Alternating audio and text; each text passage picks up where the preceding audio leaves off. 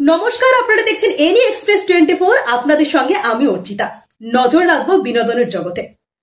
আউশ গ্রামের জঙ্গলে ডাকাত দলের দাপাদাপি, ছুটলো ঘোড়া, লম্বা চুল, হাতে মস্ত বড় খাড়া, এক মুখ দাড়ি, মাথায় বাঁধা খয়েরি রঙের কাপড়। নতুন লুকে টলিউড সুপারস্টার দীপক অধিকারী ওরফে দেব। একেবারে নতুন লুকে বর্ধমানের জঙ্গলে ঘোড়ার পিঠে চেপে থাকা অবস্থায় দেখা গেল অভিনেতাকে। সঙ্গে ছিলেন অভিনেত্রী ইথিকা বালো। বর্ধমানের জঙ্গলে ডাকাত দলের দাপাদাপি, আর সেই দৃশ্য দেখতেই জঙ্গলে ভিড় জমিয়েছেন সাধারণ মানুষেরা।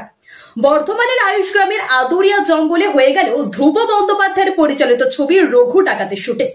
প্রসঙ্গত, খাদান সিনেমার পর থেকে দেবের জনপ্রিয়তা অনেকটাই বেড়েছে সাধারণ মানুষের কাছে। এখন বহু মানুষের কাছে দেব যেন এক আবেগ। তাই বর্ধমানে দেব এবং দেবের শুটিং দেখার সুযোগ ছাড়তে চাইলেন না অনেকেই।